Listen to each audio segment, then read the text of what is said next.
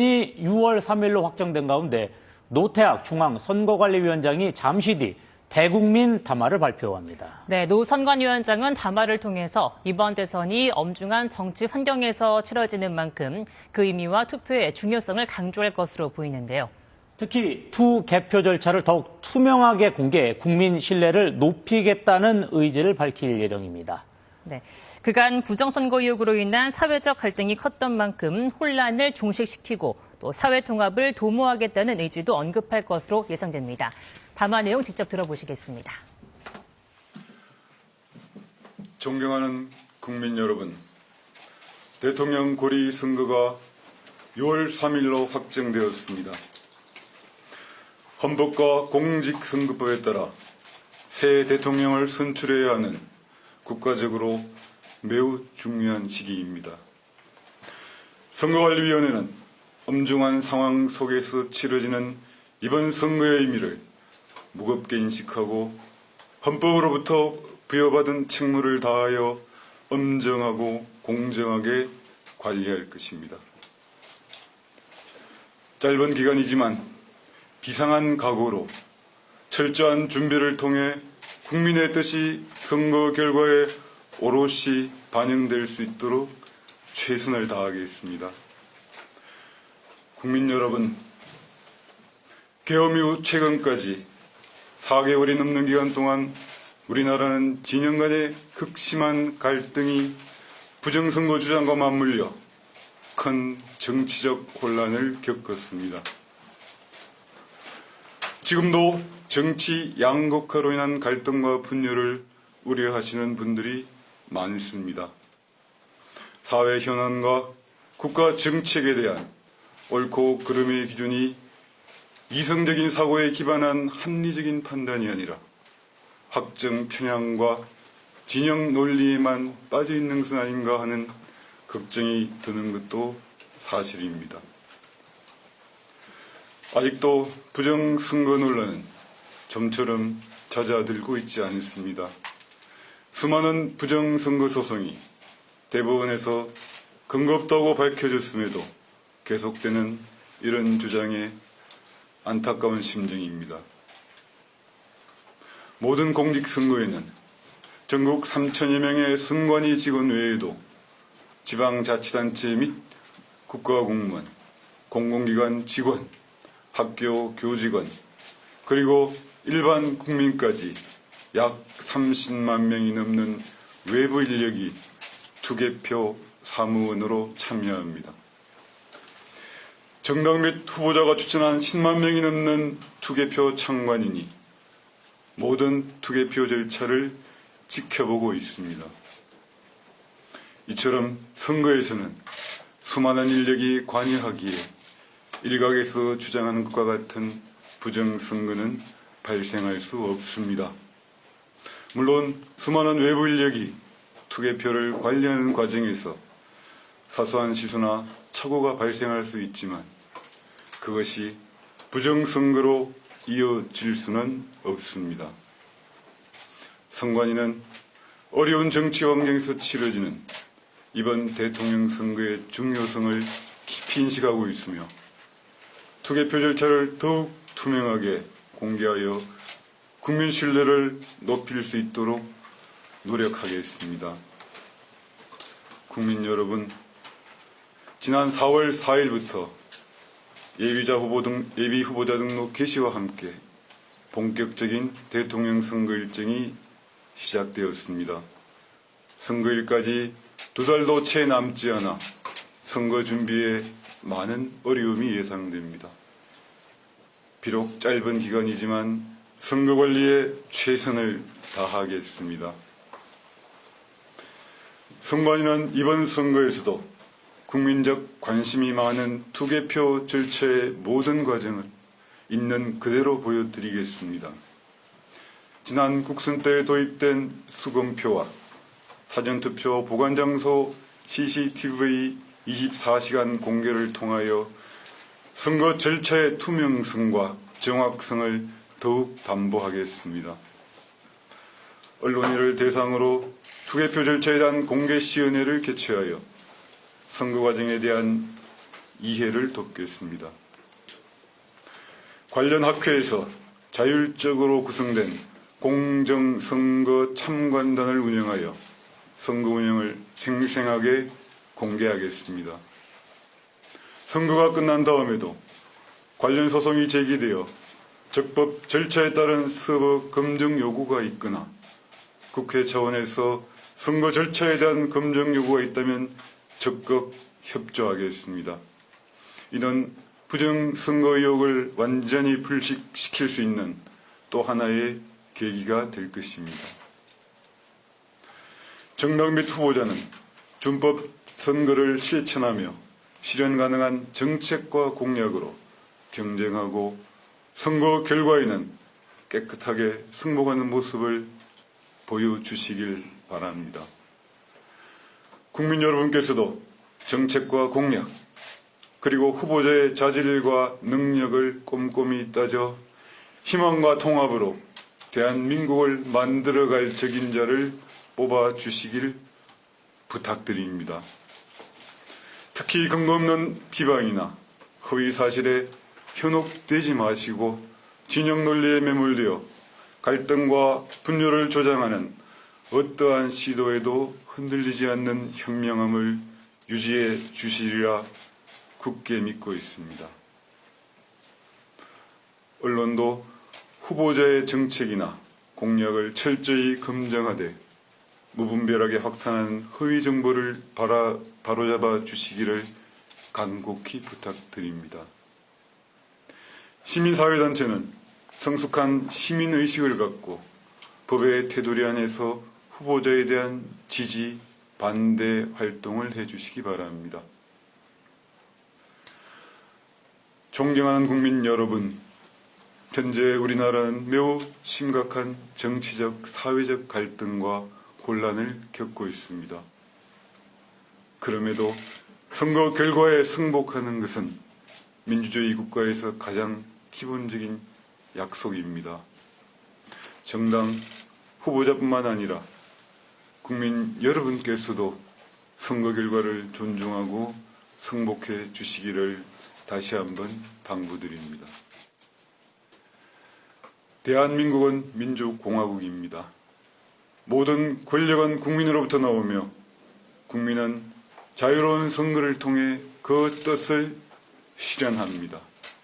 국민 여러분께서는 투표 참여로 민주 시민의 권리를 행사해 주십시오. 여러분의 소중한 한 표 한 표가 대한민국을 하나로 만드는 디딤돌이 될 것입니다. 선거관리위원회도 반드시 공정하고 투명한 선거로 국민 여러분께 보답하겠습니다. 감사합니다.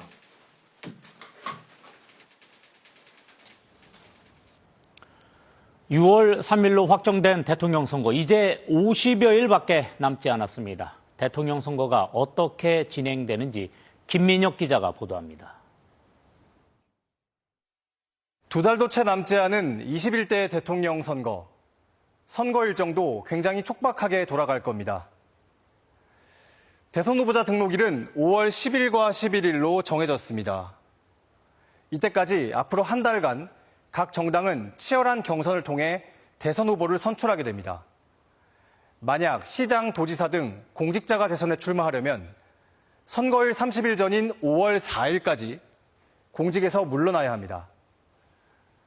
후보 등록이 끝나면 이튿날인 5월 12일부터 선거 전날까지 22일간 공식 선거운동을 하게 됩니다.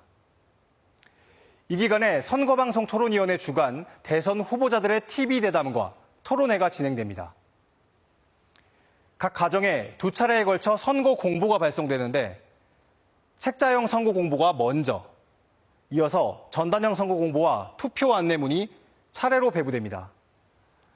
투표는 재외투표부터 시작되는데 5월 20일부터 엿새간입니다. 사전투표는 29일과 30일 이틀간 실시됩니다. 오전 6시부터 오후 6시까지 전국 어느 투표소에 가더라도 신분증만 있으면 투표할 수 있습니다. 본투표는 6월 3일 화요일이죠. 임시 공휴일로 지정됐습니다. 오전 6시부터 오후 8시까지 진행되고 투표가 끝나는 즉시 개표가 진행됩니다. 제21대 대통령 당선인은 당선 확정과 동시에 곧바로 대통령 임기를 시작하게 됩니다. KBS 뉴스 김민혁입니다. 경찰이 21대 대통령 선거에 대비해 선거사범 수사 상황실을 24시간 운영하는 등 선거범죄 대비에 나섰습니다. 경찰청 국가수사본부는 전국 경찰관서에 선거사범 수사 상황실을 설치하고 수사 전담팀을 가동해 본격 단속에 돌입한다고 오늘 밝혔습니다. 경찰 2,100여 명이 투입되는 수사 전담팀은 선거 관련 불법 행위에 대한 첩보를 수집하고 지역별 선거관리위원회와 검찰청 등 관계기관과 협력해 선거 범죄를 단속합니다. 경찰은 특히 금품 수수와 허위 사실 유포, 선거 폭력 등을 집중 단속할 예정이며 불법 행위를 실행한 사람은 물론 배후에서 범행을 계획하거나 지시한 사람까지 추적하겠다고 강조했습니다. 더불어민주당 이재명 대표가 당 대표직을 내려놓고 본격 대선 채비에 나섰습니다. 김동연 경기지사는 인천공항에서 출마를 공식 선언했고 김문수 전 장관은 이재명 대항마를 자처하며 출사표를 던졌습니다. 유정복 인천시장도 대권에 도전합니다. 이윤우 기자의 보도입니다. 더불어민주당 이재명 대표가 당대표직을 사퇴하고 대선 출마를 공식화했습니다. 곧바로 경선 캠프를 꾸리고 본격 대선 채비에 나섭니다. 이르면 이번 주 공식 출마 선언을 할 거로 보입니다. 3년간 당대표로서 나름 성과 있게 재임할 수 있었던 것에 대해서 감사드립니다. 이제 또 새로운 일을 시작하게 되겠죠. 김동연 경기지사는 미국 관세 정책 대응을 위한 출국길에 출마 선언을 했습니다. 4년 중임 분권형 대통령제와 경제 대연정을 내세웠습니다. 정권 교체만으로는 안 됩니다. 정권 교체, 그 이상의 교체가 필요합니다. 김두관 전 의원은 부산을 찾아 분권 성장을 통한 선진 경제 시대를 열겠다고 약속했습니다. 보수 진영에서도 출마 선언이 이어지고 있습니다. 김문수 전 장관은 이재명 대항마로 자신이 적임자라며 대선 출사표를 던졌습니다. 거짓과 감은 이슬로 대한민국을 혼란과 파벌로 몰고 갈 이재명의 민주당은 저 김문수가 확실히 바로 잡겠습니다. 윤석열 전 대통령 파면에 비통한 심정과 책임감을 느낀다며 대한민국을 함께 바꾸자고 호소했습니다. 유정복 인천시장도 대권 도전에 나섰습니다. 국민 대통합의 길을 열겠다고 다짐했습니다. 우리의 소중한 자유의 가치가 지금 하나하나 무너져가고 있습니다. 이철우 경북도지사도 오후 국회를 찾아 기자회견을 열고 대선 출마를 선언할 예정입니다. 어제 출마 선언을 한 안철수 의원은 의료정책 간담회로 본격 행보를 시작했습니다. 예비후보 등록을 마친 개혁신당 이준석 의원은 오전 대구를 찾아 첫 유세에 나섰습니다. KBS 뉴스 이윤입니다. 대선 국면에 돌입한 정치권에선 각 정당의 신경전이 치열해지고 있습니다. 민주당은 한덕수 대통령 권한대행의 헌법재판관 지명을 비판했고 국민의힘은 출마를 공식화한 이재명 전 민주당 대표에 대해 공세에 나섰습니다. 이유민 기자입니다. 더불어민주당은 대통령 몫의 헌법재판관에 대한 한덕수 대행의 지명 철회를 거듭 촉구했습니다. 임명직 총리의 헌법 파괴행위이자 제2의 쿠데타라며 강하게 몰아세웠습니다. 내란 세력의 헌재 장악 시도입니다. 사실상 내란 속의 윤석열이 지명한 것 아닙니까? 후임 재판관으로 지명된 이완규 법제처장을 내란 혐의 피의자로 못 박았습니다. 국민의힘은 당연한 헌법적 책무이행이라며 민주당을 향해 헌법을 사유화하려는 망상을 즉각 중단하라고 맞받았습니다. 민주당이 헌법재판관 임명까지 당리당략으로 재단하려는 시도는 국민과 헌법에 대한 명백한 도전입니다. 본격 대선 채비에 나선 이재명 전 대표 공세에도 나섰습니다. 이 전 대표가 형확정전에 국정을 파탄으로 내몬 건 조기 대선으로 권력을 차지하려는 의도였다고 주장했습니다. 이 전 대표가 국민의 심판을 받게 될 거라고 경고했습니다. 오늘 열린 국회 법제사법위원회에서는 헌법재판관 지명 관련 현안 질의가 진행됩니다. 민주당을 중심으로 이완규 법제처장 지명 적절성 여부와 한덕수 대행의 지명 권한 등을 따져 물을 전망입니다. 법사위 회의에선 후임자 임명 때까지 헌법재판관 임기를 연장하는 헌법재판관 임기연장법이 민주당 등 주도로 의결됐습니다. KBS 뉴스 이유민입니다. 마은혁 신임 헌법재판관이 국회 선출 104일 만에 오늘 취임식과 함께 임기를 시작했습니다. 마 재판관은 헌법의 기본만을 기준으로 삼아 헌법을 해석하겠다고 취임 각오를 밝혔습니다. 공민경 기자입니다. 지난해 12월 조한창 정계섬 재판관과 함께 국회 추천 헌법재판관 후보자로 선출된 마은혁 재판관이 오늘 공식 취임했습니다. 선출된 지 104일 만입니다. 헌법재판관으로서의 임무를 완수하기 위해서 최선을 다하겠습니다. 감사합니다. 다른 두 재판관은 최상목 당시 대통령 권한대행의 임명으로 일찌감치 취임했지만 그동안 마 재판관은 여야 합의가 없었다는 이유로 임명을 거부당했습니다. 마 재판관은 본인 임명을 둘러싼 이른바 이념 편향을 우려하는 시선을 잘 알고 있다며 균형 있고 공정하게 재판을 수행하겠다고 약속했습니다. 그리고 최근 윤 전 대통령 탄핵 심판을 염두에 둔 듯 헌재는 민주주의에 대한 어떤 도전도 극복할 수 있음을 보여줬다고 말했습니다. 그러면서 국민이 보여준 헌법 수호의 열망을 잊지 않겠다고 했습니다. 마 재판관은 앞으로 6년 동안 헌법재판관직을 수행하게 됩니다. 마 재판관의 취임으로 헌재는 구인 체제를 갖추게 됐지만 다음 주 18일 문영배 헌법재판소장 권한대행과 이미선 헌법재판관의 퇴임을 앞두고 있습니다. 마 재판관은 한덕수 대통령 권한대행이 이완규, 함상훈 두 재판관 후보자를 지명한 데 대해선 말을 아꼈습니다. 구인 완성은 후임 대통령이 완성해야 된다고 보시나요? 그 문제에 대해서는 여러 의견이 있는 걸로 알고 있고.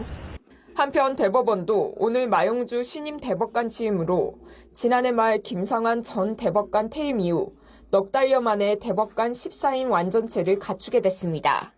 KBS 뉴스 공민경입니다. 한덕수 권한대행이 어젯밤 트럼프 미 대통령과 전화 통화를 했습니다. 트럼프 대통령은 무역 수지와 함께 한국이 부담스러워하는 방위비 분담금을 모두 거론했는데요. 정부는 상호 관세에 대응해서 통상 현안과 안보 사항을 함께 묶어서 협상하는 패키지 딜을 추진할 계획입니다. 이현준 기자입니다. 한덕수 권한대행이 트럼프 미국 대통령과 어젯밤 28분간 통화했습니다. 트럼프 대통령은 통화 종료 30여 분 만에 거대하고 지속 불가한 한국의 무역 흑자와 관세를 애기했다고 먼저 발표했습니다. 조선 분야와 미국산 LNG 대규모 구매, 알래스카 가스관 사업도 논의했다고 밝혔습니다. 그간 한국이 언급을 피했던 방위비 분담금도 거론됐습니다. 원스톱 쇼핑이 효율적이다. 즉 무역과 산업, 안보 문제를 함께 묶어 협상하겠다는 뜻도 드러냈습니다. 우리 정부는 관세율 조정을 최우선 목표로 이른바 패키지 딜을 추진하겠다고 밝혔습니다. 한덕수 권한대행은 어제 통화에서 조선과 LNG에 더해 무역 균형을 위해서도 한 차원 높게 미국과 협력하겠다고 말했습니다. 이 같은 얘기는 한 대행이 먼저 꺼냈는데 한 대행은 한국이 믿을 수 있는 파트너라는 점을 강조했습니다. 트럼프 대통령도 한 대행과의 통화에 만족한다는 뜻을 밝힌 것으로 전해졌습니다. 정부가 검토하고 있는 패키지 딜에는 방위비도 포함될 것으로 보입니다. 다만 방위비를 어느 정도 추가 분담할 수 있을지는 아직 검토 중입니다. 한편 트럼프 대통령은 어젯밤 통화에서 북한의 완전한 비핵화에도 공감한 것으로 전해졌습니다.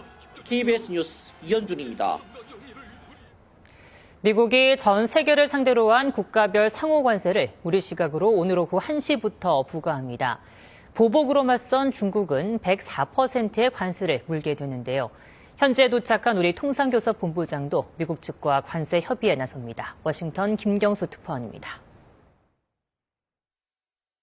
미국의 상호 관세는 미국 동부 시각 9일 0시 1분부터 우리 시각으로 오늘 오후 1시 1분부터 발효됩니다. 특히 미국은 보복 관세로 맞선 중국에 대해 관세 50%를 추가한다고 밝혔습니다. 기존 추가 관세와 상호 관세까지 더하면 중국의 관세율은 104%에 이릅니다. It was a mistake for China to retaliate. The president, when America is punched, he punches back harder. That's why there will be 104% tariffs going into effect on China tonight at midnight. 트럼프 대통령이 국가별 맞춤 협상을 실무팀에 지시한 가운데 백악관은 협상에서 동맹을 우선시하겠다고 밝혔습니다. 맞춤형 접근 방식을 취할 것이라면서 해외 원조나 미군 주둔 비용 등도 협상의 일부가 될 수 있다고 덧붙였습니다. 미국 무역대표부 대표는 관세보다 더 나은 방법을 갖고 오면 협상이 가능하다며 가이드라인까지 내놨습니다. What we've told them is if you have a better idea to achieve reciprocity and to get our trade deficit down, we want to talk to you. We want to negotiate with you. 국가별 관세 발효를 하루 앞두고 정인교 통상교섭 본부장은 미국에 도착해 본격 협상에 나섰습니다. 우리가 잘하는 산업을 지렛대로 삼아 미국과 협의하겠다고 말했습니다. 목표는 상호 관세를 아예 없애는 거고, 그게 좀 어렵다면 일단 낮춰 나가는 건데, 어쨌든 단계별로 접근을 해서 미척과 원만한 협의를 이끌어내도록 하겠습니다. 정 본부장은 협상에 시간이 걸릴 것이라고 밝혔는데 관세 부과 뒤에도 한동안 한미 관세 협상이 타결되긴 어려울 것이란 관측도 나옵니다. 워싱턴에서 KBS 뉴스 김경수입니다.